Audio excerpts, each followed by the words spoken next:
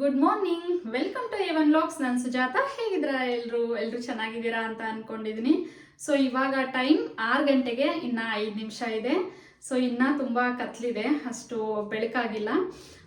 ಹಾಗೆ ನಾನಿವತ್ತು ಉಕ್ಕಡಗತ್ತಿ ಅಜ್ಜಯ್ಯ ಸ್ವಾಮಿ ದೇವಸ್ಥಾನಕ್ಕೆ ಹೋಗಿ ಬರೋಣ ಅಂತ ಅಂದ್ಕೊಂಡಿದ್ದೀನಿ. ಸೊ ಕರ್ಬಸ್ ಅಜ್ಜಯ್ಯ ಸ್ವಾಮಿ ದೇವಸ್ಥಾನಕ್ಕೆ. ಸೊ ಹಂಗಾಗಿ ಬೇಗ ಎಲ್ಲ ಮನೆ ಕೆಲಸನ ಮುಗಿಸ್ಬೇಕು. ಹಾಗೆ ನಾನು ತುಂಬ ದಿನ ಆಗಿತ್ತು ಮಾರ್ನಿಂಗ್ ರುಟೀನ್ನ ನಿಮ್ಮ ಹತ್ರ ಶೇರ್ ಮಾಡಿಕೊಂಡು. ಸೊ ಹಂಗಾಗಿ ಇವತ್ತಿನ ನನ್ನ ಮಾರ್ನಿಂಗ್ ರುಟೀನ್ ಯಾವ ರೀತಿಯಾಗಿರುತ್ತೆ ಅಂತ ಶೇರ್ ಮಾಡ್ಕೋತೀನಿ. ಹಾಗೆ ಮೊದಲೆಲ್ಲ ನಾನು 1 ಗ್ಲಾಸ್ನಷ್ಟು ಉಗುರು ಬೆಚ್ಚಗಿನ ನೀರನ್ನು ಬೆಳಗ್ಗೆ ಎದ್ದ ತಕ್ಷಣ ಕುಡಿತಾ ಇದ್ದೆ. ಹಾಗೆ ಇವಾಗ ನಾನು ವೇಟ್ ಗೇನ್ಗೆ ಅಂತ ಹೇಳಿಬಿಟ್ಟು ಅರ್ಬಲೈಫ್ ಪ್ರಾಡಕ್ಟ್ನ ಯೂಸ್ ಮಾಡ್ತಾ ಇದ್ದೀನಿ ಅಂತ ಹೇಳಿದ್ನಲ್ವಾ. ಸೊ ಹಾಗಾಗಿ ನಾನು ಅದೇ ಉಗುರು ಬೆಚ್ಚಗಿನ ನೀರಿಗೆ ನಾನು ಏನು ಮಾಡ್ತೀನಿ ಅಂದರೆ ಈ ಅರ್ಬಲೈಫ್ ಪ್ರಾಡಕ್ಟ್ ಆಗಿರ್ತಕ್ಕಂಥ ಅಫ್ರೆಶ್ನ ನಾನು ಯೂಸ್ ಮಾಡ್ತೀನಿ. ಸೊ ಈ ಅಫ್ರೆಶ್ನ 2 ಸ್ಪೂನಷ್ಟು ಹಾಕ್ಕೊಂಡು ಬೆಳಗ್ಗೆನೇ 1 ಗ್ಲಾಸ್ ನೀರನ್ನು ಕುಡಿದ್ಬಿಟ್ರೆ ಏನೋ ಒಂಥರ ಫ್ರೆಶ್ನೆಸ್ ಫೀಲ್ ಆಗುತ್ತೆ. ಸೊ ತುಂಬ ಎನರ್ಜಿಯಾಗಿದ್ದೀವಿ ಅಂತ ಕೂಡ ಅನಿಸುತ್ತೆ. ಇಡೀ ದಿನ ಒಂದು ಖುಷಿಯಾಗಿದ್ದೀವಿ ಅನ್ನೋ ಒಂದು ಫೀಲನ್ನು ಕೊಡುತ್ತೆ. ಸೊ ಇವತ್ತಿನ ಈ ವ್ಲಾಗ್ನ ಈ ಒಂದು ಅಫ್ರೆಶಿಂದ ಸ್ಟಾರ್ಟ್ ಮಾಡೋಣ ಬನ್ನಿ. ಹಾಗೆ 1 ಗ್ಲಾಸ್ಗೆ ನಾನಿಲ್ಲಿ 2 ಸ್ಪೂನಷ್ಟು ಅಫ್ರೆಶ್ನ ಹಾಕ್ಕೊಳ್ತಾ ಇದ್ದೀನಿ. ಸೊ ಇದಕ್ಕೆ ನಾನು ಉಗುರು ಬೆಚ್ಚಗಿನ ನೀರನ್ನು ಹಾಕ್ಕೊಂಡು ಕುಡಿತೀನಿ. ನಾನು ವೇಟ್ ಗೇನ್ ಆಗಿರೋದ್ರಿಂದ ಸ್ವಲ್ಪ ನೀರನ್ನು ಕಡಿಮೆ ಬಿಸಿ ಮಾಡ್ಕೊಂಡು ಹಾಕ್ಕೊಳ್ತಾ ಇದ್ದೀನಿ. ವೇಟ್ ಲಾಸ್ ಮಾಡೋರು ಯಾರಾದರೂ ಇದ್ದರೆ ಬಿಸಿ ಸ್ವಲ್ಪ ನೀರನ್ನು ಜಾಸ್ತಿನೇ ಮಾಡಿಕೊಂಡು ಹಾಕ್ಕೊಂಡು ಕುಡಿಬೇಕಾಗುತ್ತೆ. ಸೊ ನನ್ನ ಮಗ ಯಾವ ರೀತಿ ಮನೆಯಲ್ಲಿ ಆಟದ ವಸ್ತುಗಳನ್ನ ಹರಡಿದಾನೆ ಅಂತ ಅಂದರೆ ಯಾವಾಗಲೂ ಸ್ವಲ್ಪ ಹರಡ್ತಿದ್ದ, ಇವತ್ತಂತೂ ಸಿಕ್ಕಾಪಟ್ಟೆ ಹರಡಿದ್ದಾನೆ. ಸೊ ಅವನ ಫ್ರೆಂಡ್ ಕೂಡ ಮನೆಗೆ ಬಂದಿದ್ದ ನಿನ್ನೆ ನೈಟು ಒಂದು 9:30ವರೆಗೂ ಇಬ್ಬರು ಆಟ ಆಡಿದ್ದಾರೆ. ಸೊ ಸಿಕ್ಕಾಪಟ್ಟೆ ಹರಡಿದ್ರು. ನಾನು ಬೆಳಗ್ಗೆ ಎತ್ತಿಟ್ಟಾಯ್ತು ಬಿಡು ಅಂತ ಹೇಳಿಬಿಟ್ಟು ಹಾಗೆ ಮಲಗಿದೆ. ಸೊ ನೋಡಿ ತೋರಿಸ್ತೀನಿ ಯಾವ ರೀತಿಯಾಗಿ ಹರಡಿದ್ದಾರೆ ಅಂತ ಹೇಳಿಬಿಟ್ಟು. ಸೊ ನೋಡಿ ಅಲ್ಲಿ ಟೇಬಲ್ ಮೇಲೆ ಅಷ್ಟು, ಇನ್ನು ನೋಡಿ ಎಲ್ಲ ಕಿತ್ತಾಕ್ಬಿಟ್ಟಿದ್ದಾರೆ. ಡ್ರಾದಲ್ಲಿ ಏನೇನಿದ್ವೋ ಆಟದ ವಸ್ತುಗಳನ್ನೆಲ್ಲ ತೆಗೆದು ಕಿತ್ತಾಕಿದ್ದಾರೆ. ಸೊ ಇವಾಗೆಲ್ಲ ಇವನ್ನ ಜೋಡಿಸ್ಬೇಕು. ಸಾಲದಕ್ಕೆ ನೋಡಿ ಟೆಡ್ಡಿ ಬೇರೆಲ್ಲ ಯಾವ ರೀತಿಯಾಗಿ ಬಿಸಾಕಿದ್ದಾನೆ ಅಂತ. ಇದೆಲ್ಲ ಫಸ್ಟು ಕ್ಲೀನ್ ಮಾಡಬೇಕು ಇವಾಗ. ನನಗೆ ಯಾವಾಗಲೂ ಈ ಮಾರ್ನಿಂಗ್ ವ್ಲಾಗ್ ಮಾಡೋದಕ್ಕೆ ತುಂಬಾ ಇಷ್ಟ. ಸೊ ನೋಡಿ ಹೊರಗಡೆ ಅಂತೂ ಬೆಳಗ್ಗೆನೇ ಪಕ್ಷಿಗಳ ಧ್ವನಿ ಕೇಳೋದಕ್ಕೆ ಒಂಥರ ಇಂಪು ಅಂತ ಅನ್ನಿಸ್ತಾ ಇರುತ್ತೆ. ಸೊ ಹಾಗೆ ಹೊರಗಡೆ ಹೋದ ತಕ್ಷಣ ಬೆಳಗ್ಗೆನೇ ನಾನು ಲಕ್ಷ್ಮೀನ ನೋಡಿದೆ ಅಂತಲೇ ಹೇಳ್ಬೋದು. ಅಂದರೆ 2 ಕಪ್ಪು ಹಸು ಮನೆ ಮುಂದೆನೇ ಉಪವಾಸ ಆದವು. ಸೊ ಹೋದ್ವು, ಅದನ್ನು ನೋಡಿ ತುಂಬಾ ಖುಷಿ ಆಯಿತು. ಹಾಗೆ ಬೆಳಗ್ಗೆ ಎದ್ದ ತಕ್ಷಣ ದೇವ್ರನ್ನ ನೋಡಿದೆ ಅನ್ನೋ ಒಂದು ಖುಷಿ ಆಯಿತು.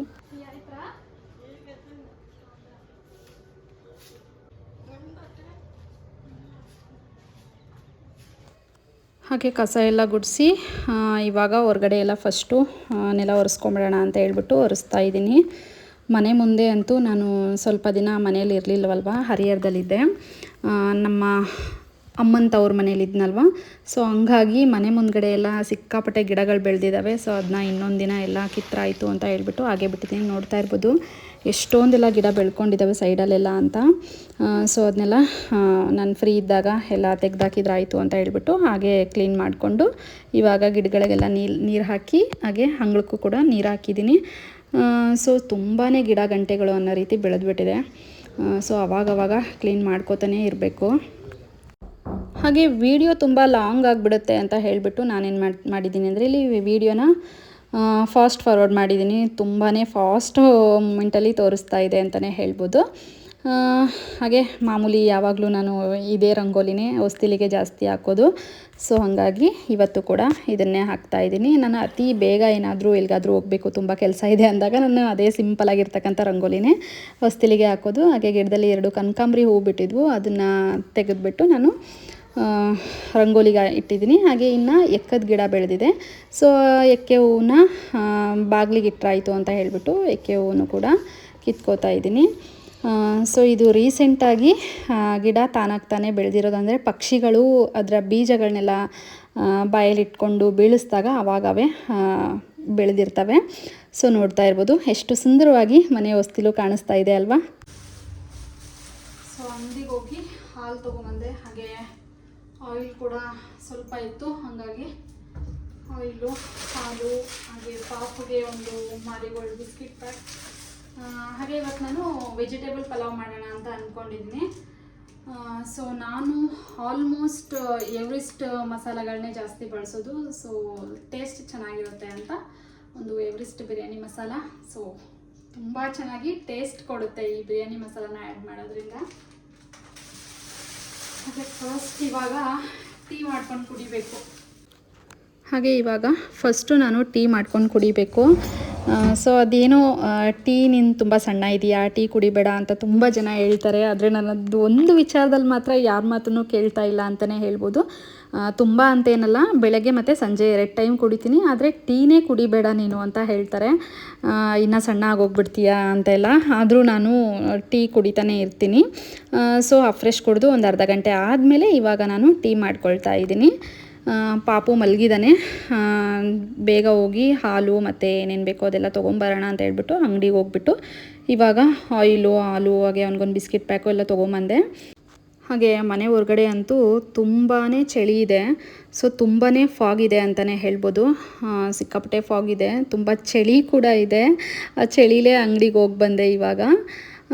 ಹಾಗೆ ನಾನು ಹಾಲಿಗೆ ಫಸ್ಟೇ ನೀರು ಮಿಕ್ಸ್ ಮಾಡಿ ಇಟ್ಬಿಡ್ತೀನಿ. ಸೊ ಅರ್ಧ ಲೀಟ್ರ್ ಹಾಲಿಗೆ 1.5 ಲೋಟದಷ್ಟು ನೀರು ಹಾಕ್ತೀನಿ. ನನಗೆ ಹಾಲು ಹಾಕ್ಬಿಟ್ಟು ಆಮೇಲೆ ನೀರು ಹಾಕಬೇಕು ಅಂದರೆ ಅದು ಅದಾಗ ಗೊತ್ತಾಗಲ್ಲ. ಹಾಲನ್ನ ನಾನು ಒಂದ್ಸಲ ಜಾಸ್ತಿ ಒಂದ್ಸಲ ಕಡಿಮೆ ಆ ರೀತಿಯಾಗಿ ಹಾಕ್ಬಿಡ್ತೀನಿ. ಹಾಗಾಗಿ ಫಸ್ಟೇ ನೀರು ಮಿಕ್ಸ್ ಮಾಡಿ ಇಟ್ಬಿಟ್ರೆ ನಂಗೆ ಟೀ ಮಾಡ್ಕೊಳ್ಳುವಾಗ ಎಷ್ಟು ಬೇಕೋ ಅಷ್ಟು ತೊಗೊಂಡು ಟೀ ಮಾಡ್ಕೋಬೋದು ಅಂತ. ಸೊ ತುಂಬ ಜನ ಹೀಗೆ ಮಾಡ್ತಾರೆ, ನಾನು ಕೂಡ ಅಷ್ಟೇ. ಅದಾದ ನಂತರ ಟೀ ಆಗೋ ಅಷ್ಟರಲ್ಲಿ ನಾನು ಪಾಪು ಸಿಕ್ಕಾಪಟ್ಟೆ ಹರಡಿಟ್ಟಿದ್ನಲ್ವ ಆಟದ ವಸ್ತುಗಳನ್ನ, ಅವನ್ನೆಲ್ಲ ಕ್ಲೀನ್ ಮಾಡೋಣ, ಎತ್ತಿಡೋಣ ಅಂತ ಹೇಳ್ಬಿಟ್ಟು ಬಂದೆ. ನೋಡ್ತಾ ಇರ್ಬೋದು ಯಾವ ರೀತಿ ಎಲ್ಲದನ್ನು ಮಿಕ್ಸ್ ಮಾಡಿದ್ದಾರೆ. ಮಕ್ಕಳಂದ್ರೇ ಹಾಗೆ ಬಿಡಿ. ಸೊ ಈ ವಯಸ್ಸಲ್ಲಿ ಆಟ ಆಡ್ತಾರೆ, ಎಲ್ಲದನ್ನು ಹರಡ್ತಾರೆ, ಮುಂದೆ ತಾನಾಗ್ತಾನೆ. ನಾವಾದರೂ ಅಷ್ಟೇ ಚಿಕ್ಕ ಮಕ್ಕಳಿದ್ದಾಗ ಯಾರು ಏನೇ ಇದನ್ನು ಮಾಡಬೇಡ ಅಂದರೆ ನಾವು ಅದನ್ನೇ ಮಾಡ್ತೀವಿ ಅಂತ ಹೇಳಿಬಿಟ್ಟು ಆಟ ಮಾಡಿದ್ದಿದೆ. ಹಾಗೆ ಒಂದು ಮಾತನ್ನು ಹೇಳಬೇಕು ಅಂತ ಅನ್ನಿಸ್ತಾ ಇದೆ. ನಮ್ಮ ಬದುಕು ಹೇಗಿರಬೇಕು ಅಂತ ಅಂದರೆ, ಬೆಳಗ್ಗೆ ಎದ್ದಾಗ ನಾವು ದೃಢವಾಗಿರಬೇಕಂತೆ, ರಾತ್ರಿ ಮಲಗೋವಾಗ ನಮ್ಮ ಆತ್ಮ ತೃಪ್ತಿಯಾಗಿರಬೇಕಂತೆ. ನಾವೇನೇ ಒಂದು ಕೆಲಸ ಮಾಡಬೇಕು ಅಂತ ಅಂದ್ಕೊಂಡ್ರೂ ಅದು ದೃಢವಾಗಿರಬೇಕು. ಹಾಗೆ ಆ ಕೆಲಸ ಒಳ್ಳೆಯದು ಅಂತ ಅನಿಸಿ ನಮ್ಮ ಆತ್ಮ ತೃಪ್ತಿ ಪಡೋ ರೀತಿಯಾಗಿ ಖುಷಿಯಾಗಬೇಕು. ಮಾಡ್ಕೊಡಿ. ಹಾಗೆ ಮನೆ ಹತ್ರ ಹೂ ಮಾರೋದಕ್ಕೆ ಬಂದಿದ್ದರು. ಸೊ ಪೂಜೆಗೆ ಹೂ ಬೇಕಾಗಿತ್ತು, ಹಾಗಾಗಿ ಹೂ ತೊಗೊಂಬಂದೆ. ನೋಡಿ ನಮ್ಮ ಸಾಹೇಬರು ರೂಮಿಂದ ಎದ್ದು ಬಂದು ಮತ್ತಿಲ್ಲಿ ಹಾಲಲ್ಲಿ ಮಲಗಿರೋದು. ಓಯ್ ಗುಡ್ ಮಾರ್ನಿಂಗ್ ಸಾಹೇಬ್ರೆ, ಗುಡ್ ಮಾರ್ನಿಂಗ್. ಎದ್ದೇಳೋ ಪಾಪು, ಸ್ನಾನ ಮಾಡಿಸ್ತೀನಿ, ಎದ್ದೇಳು ಬಾ, ಸ್ನಾನ ಮಾಡ್ಬಾ, ಎದ್ದೇಳು ಎದ್ದೇಳಮ್ಮ. ಏನೋ ಮಾಡ್ಕೊಂಡಿದೀಯಲ್ಲ ಇಲ್ಲಿ ಕಿವಿ ಹತ್ರ. ಹಾಂ, ಎದ್ದೇಳಮ್ಮ, ಎದ್ದು ಬಾ. ಜಾಣ ಅಲ್ಲ ನೀನು, ಬೇಗ ಎದ್ದೇಳಿಸ್ಲಾ? ನೀನೇ ಎದ್ದೇಳ್ತೀಯಾ? ಬೇಗ ಬರಬೇಕು, ಸ್ನಾನ ಮಾಡಿಸ್ತೀನಿ ಬಾ.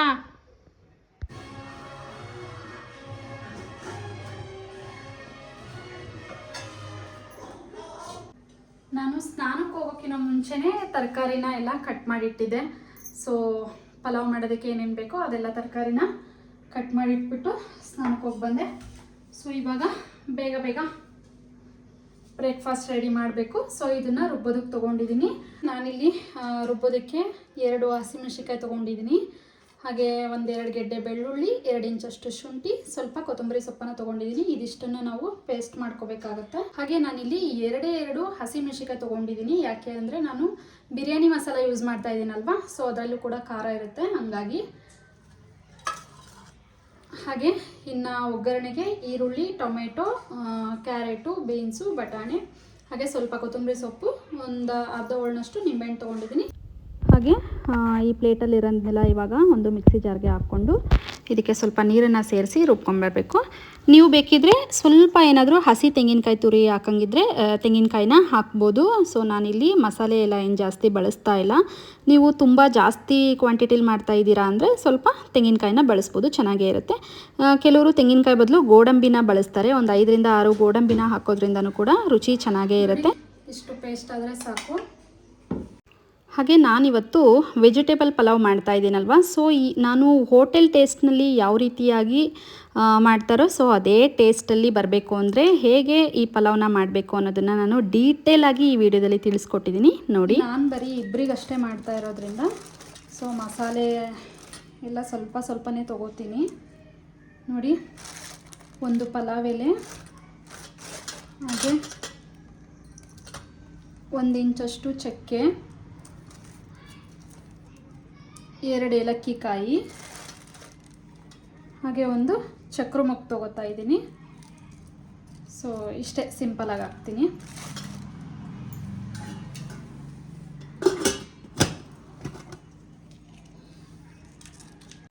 ಹಾಗೆ ಸ್ಟವ್ ಮೇಲೆ ಒಂದು ಕುಕ್ಕರ್ನ ಇಟ್ಟು ಅದಕ್ಕೆ ಸ್ವಲ್ಪ ಕುಕ್ಕಿಂಗ್ ಆಯಿಲ್ನ ಹಾಕ್ಕೊಳ್ತಾ ಇದ್ದೀನಿ. ಸೊ ಆಯಿಲ್ ಸ್ವಲ್ಪ ಬಿಸಿಯಾದ ನಂತರ ಪಲಾವ್ ಎಲೆ, ಚಕ್ರ ಮೊಗ್ಗು, ಹಾಗೆ ಚಕ್ಕೆ, ನಂತರ ಏಲಕ್ಕಿ ಕಾಯಿ, ಹಾಗೆ 2 ಲವಂಗ ಹಾಕೋದನ್ನು ಮರ್ತುಬಿಟ್ಟಿದ್ದೆ. ಸೊ ಇವಾಗ 2 ಲವಂಗ ಕೂಡ ಸೇರಿಸಿದ್ದೀನಿ. ಇದನ್ನು ಸ್ವಲ್ಪ ಕೈ ಆಡಿಸ್ಬಿಟ್ಟು ಇವಾಗ ನಾನು 2 ಈರುಳ್ಳಿನ ಈ ರೀತಿಯಾಗಿ ಕಟ್ ಮಾಡಿ ಇಟ್ಕೊಂಡಿದ್ದೆ. ಸೊ ಈರುಳ್ಳಿನ ಹಾಕಿ ಫಸ್ಟು ಫ್ರೈ ಮಾಡ್ಕೋತೀನಿ. ಈರುಳ್ಳಿನ ಫಸ್ಟು ಚೆನ್ನಾಗಿ ಫ್ರೈ ಮಾಡ್ಕೋಬೇಕಾಗತ್ತೆ. ಈರುಳ್ಳಿ ಫ್ರೈ ಆದ ನಂತರ ನಾನಿಲ್ಲಿ ಟೊಮೆಟೊನ ಆ್ಯಡ್ ಮಾಡ್ತಾ ಇಲ್ಲ, ನೆನಪಲ್ಲಿಡಿ. ಟೊಮೆಟೊನ ಹಾಕೋದ್ರ ಬದಲು ನಾನಿಲ್ಲಿ ಈರುಳ್ಳಿ ಹಾಕಿ ಫ್ರೈ ಮಾಡಿದ ನಂತರ ನಾವೇನು ಕಟ್ ಮಾಡ್ಕೊಂಡು ಇಟ್ಕೊಂಡಿದ್ವೋ ಕ್ಯಾರೆಟು, ಬೀನ್ಸು ಅದನ್ನು ಹಾಕಿಬಿಟ್ಟು ಅದ್ರ ಜೊತೆಗೇ ನಾನು ಬಟಾಣಿನೂ ಕೂಡ ಸೇರಿಸ್ಕೊಳ್ತಾ ಇದ್ದೀನಿ. ಸೊ ತರಕಾರಿನ ಒಂದು 30 ಸೆಕೆಂಡ್ ಹಾಗೆ ಬೇಯಿಸ್ಕೊಂಡಾದ ನಂತರ ನಾನು ರುಬ್ಬಿಟ್ಕೊಂಡಿರ್ತಕ್ಕಂಥ ಮಸಾಲೆನ ಆ್ಯಡ್ ಮಾಡ್ಕೊಳ್ತಾ ಇದ್ದೀನಿ. ಟೊಮೆಟೊನ ನಾನಿಲ್ಲಿ ಇವಾಗಲೇ ಸೇರ್ಸೋಕೆ ಹೋಗಲ್ಲ ನೋಡಿ. ಟೊಮೆಟೊನ ಯಾವ ಸಮಯದಲ್ಲಿ ಹಾಕಬೇಕು ಅನ್ನೋದನ್ನು ಕೂಡ ಹೇಳ್ತೀನಿ. ಟೊಮೆಟೊನ ಮೊದಲೇ ಹಾಕಿಬಿಟ್ರೆ ಆ ಹೋಟೆಲ್ ಟೇಸ್ಟ್ ಬರೋದಿಲ್ಲ. ಹಾಗೆ ಇವಾಗ ಮಸಾಲೆ ಎಲ್ಲ ಹಾಕ್ಕೊಂಡ್ಮೇಲೆ ಮಸಾಲೆ ಜೊತೆಗೆ ತರಕಾರಿಗಳನ್ನೆಲ್ಲ ಒಂದು 30 ಸೆಕೆಂಡ್ ಹಾಗೆ ಫ್ರೈ ಮಾಡ್ಕೋಬೇಕು. ಅದಾದ ನಂತರ ನಾನಿಲ್ಲಿ ಒಂದು ಅರ್ಧ ಸ್ಪೂನಷ್ಟು ಧನಿಯಾ ಪುಡಿನ ಹಾಕ್ಕೊಳ್ತಾ ಇದ್ದೀನಿ. ಸೊ ಧನಿಯಾ ಪುಡಿ ಒಂದು ಸ್ಪೆಷಲ್ ಫ್ಲೇವರ್ನ ಕೊಡುತ್ತೆ ಅಂತಲೇ ಹೇಳ್ಬೋದು. ಅದಾದ ನಂತರ ನಾನಿಲ್ಲಿ ಇವಾಗ 1-2 ಟೊಮೆಟೊನ ಈ ರೀತಿ ಕಟ್ ಮಾಡಿಬಿಟ್ಟು ಹಾಕ್ಕೊಳ್ತಾ ಇದ್ದೀನಿ. ಸೊ ಟೊಮೆಟೊನ ನೀವು ಬೇಕಿದ್ದರೆ ಜಾಸ್ತಿ ಕೂಡ ಹಾಕ್ಕೋಬೋದು. ನಾನು ನಿಂಬೆ ರಸನ ಸ್ವಲ್ಪ ಸೇರಿಸೋದ್ರಿಂದ ನಾನಿಲ್ಲಿ 1-2 ಟೊಮೆಟೊನ ಕಟ್ ಮಾಡಿಬಿಟ್ಟು ಹಾಕ್ಕೊಂಡಿದ್ದೀನಿ. ಟೊಮೆಟೊನ ಜಾಸ್ತಿ ಫ್ರೈ ಮಾಡ್ಕೊಳಕ್ಕೆ ಹೋಗ್ಬಾರ್ದು. ಟೊಮೆಟೊ ಹಾಕಿ ಹಾಗೆ ಮಿಕ್ಸ್ ಮಾಡಿದ ನಂತರ ತಕ್ಷಣಕ್ಕೆ ನಾವು ಅಕ್ಕಿನ ತೊಳೆದ್ಬಿಟ್ಟು ಹಾಕಬೇಕಾಗುತ್ತೆ. ನಾನಿಲ್ಲಿ 1 ಕಪ್ನಷ್ಟು ರೈಸ್ನ ತೊಗೊಂಡು ನೀಟಾಗಿ ವಾಶ್ ಮಾಡಿಬಿಟ್ಟು ಹಾಕ್ಕೊಳ್ತಾ ಇದ್ದೀನಿ. ನೆನಪಲ್ಲಿಡಿ, ಟೊಮೆಟೊನ ಜಾಸ್ತಿ ಫ್ರೈ ಮಾಡಬಾರ್ದು. ಸೊ ನೋಡ್ತಾ ಇರ್ಬೋದು, ಟೊಮೆಟೊನ ನಾನು ಜಾಸ್ತಿ ಇಲ್ಲಿ ಬೇಯಿಸ್ಕೊಂಡಿಲ್ಲ. ಮಿಕ್ಕಿದ್ದೆಲ್ಲ ತರಕಾರಿನೂ ಜಾಸ್ತಿ ನಾನು ಫ್ರೈ ಮಾಡ್ಕೊಂಡಿದ್ದೀನಿ, ಆದರೆ ಟೊಮೆಟೊನ ಫ್ರೈ ಮಾಡ್ಕೊಂಡಿಲ್ಲ. ಅದಾದ ನಂತರ ಸ್ವಲ್ಪ ಅಕ್ಕಿನ ಹಾಕ್ಬಿಟ್ಟು ಮಿಕ್ಸ್ ಮಾಡಿ 1 ಲೋಟ ಅಕ್ಕಿಗೆ ನಾನು 2.5 ಗ್ಲಾಸ್ನಷ್ಟು ನೀರನ್ನು ಸೇರಿಸಿದ್ದೀನಿ. ಅದಾದ ನಂತರ ರುಚಿಗೆ ತಕ್ಕಷ್ಟು ಉಪ್ಪನ್ನು ನಾನು ಆ್ಯಡ್ ಮಾಡ್ಕೊಳ್ತಾ ಇದ್ದೀನಿ. ಇವಾಗ ಇದಕ್ಕೆ ನಾನು ಎವರೆಸ್ಟ್ ಬಿರಿಯಾನಿ ಮಸಾಲಾನ ಹಾಕ್ಕೊಳ್ತಾ ಇದ್ದೀನಿ. ಸೊ ಈ ಒಂದು ಬಿರಿಯಾನಿ ಮಸಾಲ ಹಾಕೋದ್ರಿಂದ ಎಕ್ಸ್ಟ್ರಾ ಟೇಸ್ಟ್ ಸಿಗುತ್ತೆ ಅಂತಲೇ ಹೇಳ್ಬೋದು. ಅದಾದ ನಂತರ ನಾನಿಲ್ಲಿ ಇವಾಗ ನಿಂಬೆ ರಸನ ಹಾಕ್ತಾ ಇದ್ದೀನಿ. ಸೊ ಒಂದು ಅರ್ಧ ಹೋಳನಷ್ಟು ನಿಂಬೆ ರಸನ ಹಾಕಿಬಿಟ್ಟು ಇದನ್ನ ಒಂದು ಸರಿ ಚೆನ್ನಾಗಿ ಮಿಕ್ಸ್ ಮಾಡೋಣ. ಜಾಸ್ತಿ ಮಿಕ್ಸ್ ಮಾಡೋಕ್ಕೆ ಹೋದರೆ ಅಕ್ಕಿ ಎಲ್ಲ ಪುಡಿ ಪುಡಿ ಆಗಿಬಿಡುತ್ತೆ. ಸ್ವಲ್ಪ ಮಿಕ್ಸ್ ಮಾಡಿ ಇವಾಗ ಇದಕ್ಕೆ ಸ್ವಲ್ಪ ಕೊತ್ತಂಬರಿ ಸೊಪ್ಪನ್ನು ಹಾಕಿಬಿಟ್ಟು ಇದನ್ನು ಒಂದು ಕುದಿ ಬರೋದಕ್ಕೆ ಬಿಡಬೇಕು. ನೀವು ಬೇಕಿದ್ದರೆ ನೀರು ಚೆನ್ನಾಗಿ ಕುದಿ ಬಂದ ಮೇಲೆ ಅಕ್ಕಿನ ಸೇರಿಸ್ಬೋದು, ಇಲ್ಲ ಮುಂಚೆನೇ ಅಕ್ಕಿ ಸೇರಿಸಿ ಆನಂತರ ನೀರು ಕೂಡ ಹಾಕ್ಬೋದು. ಇವಾಗ 2 ವಿಶಿಲ್ ಕೂಗಿದಾದ ನಂತರ ಪಲಾವ್ ರೆಡಿ ಆಗುತ್ತೆ.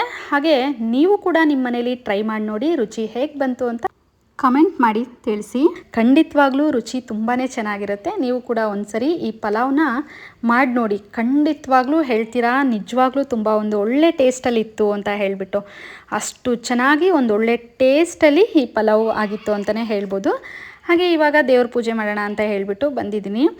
ಸೊ ಬೇಗ ಬೇಗ ದೇವ್ರ ಪೂಜೆ ಮಾಡಿಬಿಟ್ಟು ದೇವಸ್ಥಾನಕ್ಕೆ ಹೋಗಿ ಬರೋಣ ಅಂತ ಅಂದ್ಕೊಂಡು ಪೂಜೆ ಮಾಡೋದಕ್ಕೆ ಶುರು ಮಾಡಿದೆ. ನಾನು ಯಾವತ್ತೇ ಆಗಲಿ ಅನ್ಕೋತೀನಿ ಬೇಗ ಬೇಗ ದೇವ್ರ ಪೂಜೆ ಮಾಡಬೇಕು ಅಂತ. ಎಷ್ಟೇ ಬೇಗ ಪೂಜೆ ಮಾಡಬೇಕು ಅಂದ್ಕೊಂಡ್ರು ತುಂಬ ಹೊತ್ತು ಪೂಜೆ ಮಾಡ್ತೀನಿ. ಕೆಲವೊಂದು ಸಲ ಎಲ್ಲ ದೇವರ ಸಾಮಾನುಗಳನ್ನೆಲ್ಲ ನಾನು ತೊಳೆದ್ಬಿಟ್ಟು ಆಮೇಲೆ ನಾನು ಪೂಜೆ ಮಾಡಬೇಕು ಅಂತ ಅಂದರೆ 1 ಅವರ್ ಅಥವಾ 1.5 ತಾಸಂತೂ ಆಗುತ್ತೆ. ಹಾಗೆ ಡೈಲಿ ಪೂಜೆ ಮಾಡೋದಾದರೆ ಒಂದು 10 ನಿಮಿಷದಲ್ಲಿ ಇಲ್ಲ ಒಂದು 5 ನಿಮಿಷದಲ್ಲಿ ಬೇಗ ಬೇಗ ಪೂಜೆ ಮಾಡಿಬಿಡ್ತೀನಿ. ಸೊ ಅವತ್ತಂತೂ 1 ಅವರ್ ಟೈಮ್ ಹಿಡಿತು ಅಂತಲೇ ಹೇಳ್ಬೋದು. 1 ಅವರ್ ನಾನು ಪೂಜೆ ಮಾಡೋದಕ್ಕೆ ಟೈಮ್ ತೊಗೊಂಡೆ. ಸೊ ಹಂಗಾಗಿ ಸ್ವಲ್ಪ ನಿಧಾನ ಆಯಿತು. ಇವಾಗ ಪಾಪು ಸ್ವಲ್ಪ ಹಠ ಮಾಡ್ತಾ ಇದ್ದ. ನಾನು ಪಲಾವ್ನ ಮಾಡಿದ್ನಲ್ವ, ಸೊ ಅದ್ರ ಜೊತೆ ಸ್ವಲ್ಪ ಏನಾದರೂ ಸ್ನ್ಯಾಕ್ಸ್ ಬೇಕು ಅಂತ ಕೇಳ್ತಾ ಇದ್ದ. ಇದನ್ನು ಅವನು ಬೆಳಗ್ಗೆ ತೊಗೊಳ್ಳೋವರೆಗೂ ಬಿಡಲಿಲ್ಲ. ಮನೆ ಹತ್ರ ಮಾರೋದಕ್ಕೆ ಬಂದಿದ್ದರು, ಹಾಗಾಗಿ ಅದನ್ನ ಫ್ರೈ ಮಾಡಿಕೊಡು ಅಂತ ಹೇಳ್ತಾ ಇದ್ದ. ಸೊ ಇವಾಗ ಅದನ್ನ ಕರ್ದ್ಕೊಡ್ಬೇಕು. ಹಾಗೆ ಅವನು ಕೆಲವೊಂದು ಸಲ ತುಂಬಾ ಹಠ ಮಾಡಿಬಿಡ್ತಾನೆ.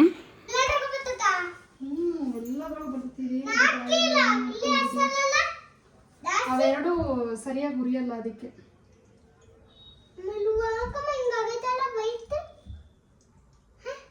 ಏನು ವೈಟಮ್ಮ, ಆಯಿಲ್ ಕರಗ್ತಾ ಐತೆ. ಎಷ್ಟು ಪ್ರಶ್ನೆಗಳನ್ನ ಮಾಡ್ತಾನೆ ಅಂದರೆ ಅದು ಯಾಕೆ ಹಂಗೈತೆ, ಇದು ಯಾಕೆ ಹಿಂಗೈತೆ, ಕೆಲವೊಂದು ಎಲ್ಲದನ್ನೂ ಪ್ರಶ್ನೆ ಮಾಡ್ತಾನೆ. ದೇವಸ್ಥಾನಕ್ಕೆ ಹೋಗಿ ಬರಬೇಕು. ಬರಲ್ವಾ? ಬರ್ತೀಯಾ? ಮೂಡ್ಗಾಳಿಗೆ ಎಲ್ಲ ವೈಟ್ ವೈಟ್ ವೈಟ್.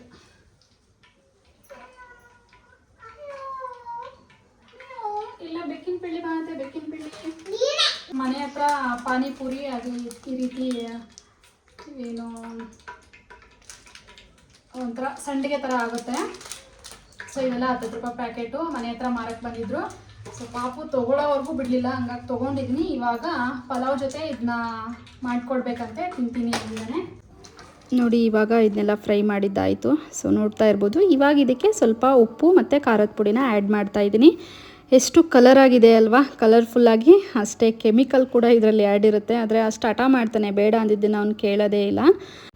ಹಾಗೆ ಇವಾಗ ದೇವಸ್ಥಾನಕ್ಕೆ ಹೊರಟಿದ್ದೀವಿ. ಹಾಗೆ ನೋಡ್ತಾ ಇರ್ಬೋದು, ಹಳ್ಳಿ ಕಡೆ ವಾತಾವರಣನೇ ಅಷ್ಟು ಚೆಂದ ಅಲ್ವಾ. ಸುಗ್ಗಿ ಕಾಲ, ಭತ್ತದ ರಾಶಿಗಳು, ಹಾಗೆ ಹಚ್ಚ ಹಸಿರು ವಾತಾವರಣ ನೋಡೋದಕ್ಕೆ ಚೆಂದ ಅಲ್ವಾ. ಹಾಗೆ ನೋಡ್ತಾ ಇರ್ಬೋದು, ಇದು ಕರ್ಬಸಜ್ಜನ ಸ್ವಾಮಿ ಸನ್ನಿಧಿ.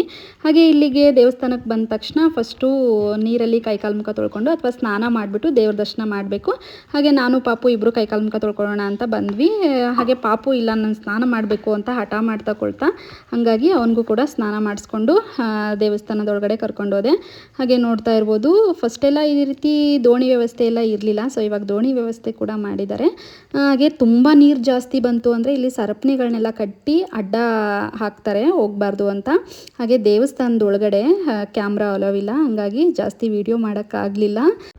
ಅದಾದ ನಂತರ ದರ್ಶನ ಮುಗಿಸ್ಕೊಂಡು ಬಂದ್ವಿ. ಹಾಗೆ ಮನಸ್ಸಿಗೇನೋ ಒಂಥರ ಸಮಾಧಾನ. ಹಾಗೆ ವಿಡಿಯೋ ಇಷ್ಟ ಆದರೆ ಒಂದು ಲೈಕ್ ಮಾಡಿ ಪ್ಲೀಸ್. ನಮ್ಮ ಚಾನಲ್ನ ಸಬ್ಸ್ಕ್ರೈಬ್ ಮಾಡ್ಕೊಳ್ಳಿ. Thank you for watching. Thank you.